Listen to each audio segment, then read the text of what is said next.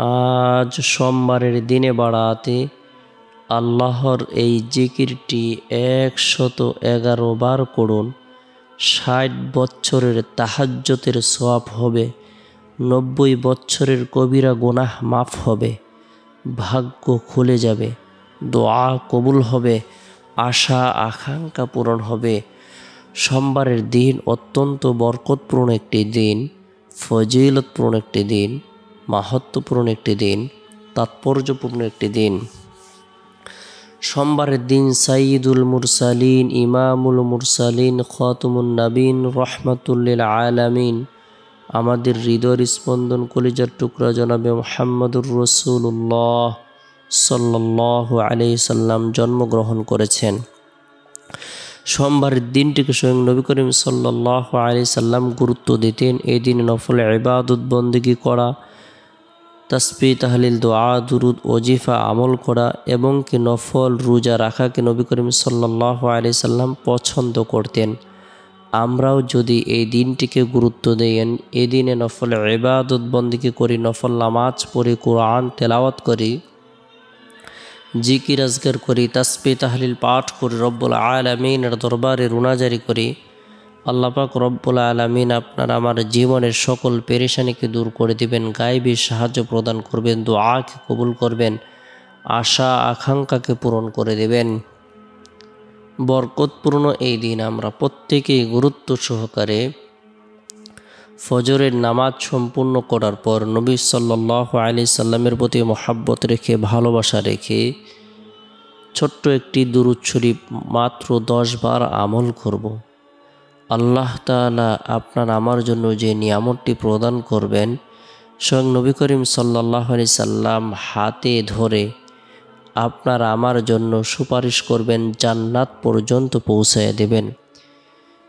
যে ব্যক্তি রসুল সাল্লাল্লাহু আলাইহি সাল্লামের প্রতি মহব্বত রেখে, ভালোবাসা রেখে, আন্তরিকতা রেখে দুরুদের আমল করবে, রাসূলুল্লাহ সাল্লাল্লাহু আলাইহি সাল্লাম হাদিস শরীফে ইরশাদ করেছেন, মান সাল্লা আলাইয়া ওয়াহিদাতান সাল্লাল্লাহু আলাইহি আশরা, যে ব্যক্তি মাত্র একবার দুরুদের আমল করবে, আল্লাহ তাআলা তার উপর 10টি রহমত নাজিল করবেন, 10টি গুনাহকে মাফ করে দিবেন, 10টি পদমর্যাদাকে বৃদ্ধি করে দিবেন।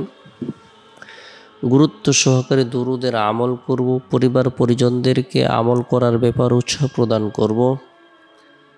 এরপরে সোমবারের দিন জোহরের নামাজ সম্পূর্ণ করার পর গুরুত্ব সহকারে আল্লাহ পাক রব্বুল আলামিনের বরকতপূর্ণ, ফজিলতপূর্ণ, মাহাত্ম্যপূর্ণ, তাৎপর্যপূর্ণ একটি বিশেষ জিকির করব, যে জিকিরের মাধ্যমে আল্লাহর নৈকট্য লাভ হবে। আল্লাহ তাআলা জীবনের গুনাহগুলোকে মাফ করে দিবেন। আল্লাহ তাআলা এত বেশি নিয়ামত প্রদান করবেন, তাহাজ্জুদের নামাজ পড়লে যে নেকি হবে, সওয়াব হবে, আল্লাহ তাআলা সেই পরিমাণ নেকি প্রদান করবেন।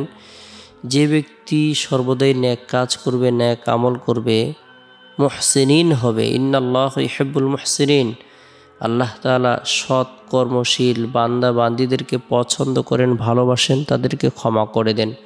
তাই আমরা প্রত্যেকে নেক কাজ করব, নেক আমল করব। এরপরে গুরুত্ব সহকারে বিশেষ করে আমরা জোহরের নামাজ সম্পূর্ণ করার পর বরকতপূর্ণ এই তাসবিহটির জিকির করব 111 বার। সুবহানাল্লাহি ওয়া বিহামদিহি, সুবহানাল্লাহি ওয়া বিহামদিহি। যে ব্যক্তি এই দোয়াটির জিকির করবে, আল্লাহ পাক রব্বুল আলামিন তার জন্য জান্নাত অবধারিত করে দেবেন। আল্লাহ তাআলা তাকে অসংখ্য অগণিত নিয়ামত দ্বারা ভরপুর করে দেবেন, তার জীবনের পেরেশানিগুলোকে দূর করে দেবেন, দোয়াকে কবুল করবেন। গুরুত্ব সহকারে সুবহানাল্লাহি ওয়া বিহামদিহি 100 বার আমল করার পর রব্বুল আলামিনের দরবারে হাত উত্তোলন করে রুনাজারি করব, দোয়া করব, আল্লাহ তাআলা যেন আপনার আমার জীবনের সগীরা গুনাহ, কবিরা গুনাহ, জাহিরি গুনাহ, বাতিনি গুনাহ, শিরকি গুনাহ, বিদআতি গুনাহ, হাতের গুনাহ, পায়ের গুনাহ, চক্ষুর গুনাহ, শরীরের অঙ্গ প্রত্যঙ্গের গুনাহগুলোকে মাফ করে দেন। আল্লাহ তাআলা ভাগ্যকে পরিবর্তন করে দেন। গুরুত্ব সহকারে রব্বুল আলামিনের দরবারে রুনাজারি করব।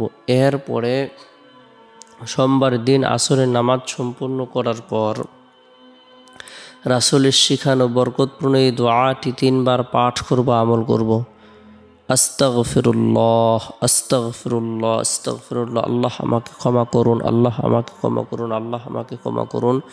কোনো ব্যক্তি যদি এই ইস্তিগফারটি ফরজ নামাজের পর 3 বার পাঠ করে আমল করে, যদিও তার গুনাহ সমুদ্রের ফেনা পরিমাণ হয় না কেন, মরুভূমির বালুকা রাশি পরিমাণ হয় না কেন, পৃথিবীর সমস্ত দিন পরিমাণ হয় না কেন, পৃথিবীর সমস্ত রাত পরিমাণ হয় না কেন, তবুও আল্লাহ পাক রব্বুল আলামিন দয়া করে, মায়া করে, মোহাব্বত করে, ভালোবেসে তার গুনাহগুলোকে মাফ করে দিবেন। আল্লাহ তাআলা তার হায়াতের মধ্যে, রিজিকের মধ্যে, ধন দৌলতের মধ্যে, শারীরিক সুস্থতার মধ্যে, সন্তান সন্ততির মধ্যে বরকত প্রদান করবেন।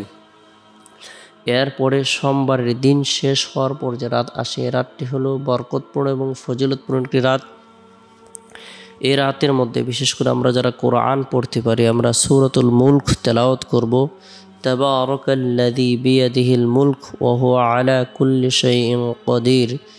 যে ব্যক্তি রাতের বেলা সূরাতুল মুলক আমল করবে, তেলাওয়াত করবে, আল্লাহ পাক রব্বুল আলামিন তাকে কবরের ফিতনা থেকে, কবরের আযাব থেকে, কবরের শাস্তি থেকে নিরাপত্তা দান করবেন। তেলাওয়াতকৃত সূরা, পাঠকৃত সূরা তেলাওয়াতকারীর জন্য সুপারিশ করবে।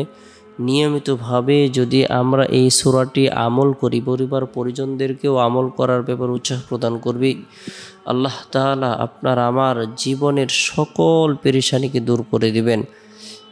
এরপরে আমরা প্রত্যেকেই 100 দানা বিশিষ্ট একটি তাসবিহ হাতে নিয়ে নবী সাল্লাল্লাহু আলাইহি সাল্লামের প্রতি মহব্বত রেখে, ভালোবাসা রেখে দুরূদের আমল করব 100 বার। আল্লাহুম্মা সাল্লি আলা মুহাম্মাদিন আবদিকা ওয়া রাসূলিক ওয়া সাল্লি আলাল মুমিনিনা ওয়াল মুমিনাত ওয়াল মুসলিমিনা ওয়াল মুসলিমাত। আল্লাহুম্মা সাল্লি আলা মুহাম্মাদিন আবদিকা ওয়া রাসূলিক ওয়া সাল্লি আলাল মুমিনিনা ওয়াল মুমিনাত ওয়াল মুসলিমিনা ওয়াল মুসলিমাত। যে ব্যক্তি রাতের বেলায় নিয়মিতভাবে প্রত্যেক দিন এই দুরূদের আমল করবে, আল্লাহ পাক রব্বুল আলামিন তাকে ধনী এবং সুখী বানিয়ে দেবেন, তার পেরেশানিকে দূর করে দেবেন। গুরুত্ব সহকারে দুরূদের আমল করব। এরপর রাতে ঘুমানোর পূর্বে আল্লাহর নাম নিয়ে ঘুমিয়ে যাব। আল্লাহুম্মা বিসমিকা আমুতু আহয়া, এই দোয়াটি পাঠ করে ঘুমিয়ে যাব। চেষ্টা করব রাতের 1/3 অংশে ঘুম থেকে জাগ্রত হয়ে তাহাজ্জুদের নামাজ পড়ার জন্য, কারণ আল্লাহ পাক রব্বুল আলামিন শেষ রাত্রে প্রথম আসমানে আগমন করে থাকেন। সারা পৃথিবীর সমস্ত মানুষের সকল ধরনের হাজত সমূহকে পূরণ করে দেওয়ার জন্য নিজের পক্ষ থেকে ঘোষণা করে থাকেন, দোয়াকে কবুল করে থাকেন। আল্লাহ তাআলার পক্ষ থেকে ঘোষণা করা হয়ে থাকে, আলা মিন মুস্তাগফিরিন ফাস্তাগফিরুল্লাহ, আলা মিন মুস্তারজিকিন ফারজুকু, আলা মিন মুবতালান ফাওয়াফাহু, আলা কাযা হাত্তা ইয়াতলিয়াল ফাজর। আছে কোনো ব্যক্তি গুনাহগার, সে গুনাহ করতে করতে মাথা থেকে নিয়ে পা পর্যন্ত গুনায় জড়িত, সে আমার কাছে তওবা করে, আমি তার তওবাকে কবুল করব, তার গুনাহকে মাফ করে দেব। আছে কোনো ব্যক্তি রিজিকের প্রত্যাশী, সে আমার কাছে রিজিকতে, আমি তাকে প্রচুর পরিমাণে রিজিক প্রদান করব।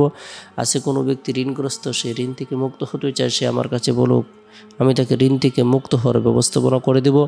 এভাবে সকল ধরনের হাজতকে পূরণ করে দেওয়ার জন্য আল্লাহ তাআলার পক্ষ থেকে ঘোষণা করা হয়ে থাকে, দোয়া কবুল করা হয়ে থাকে।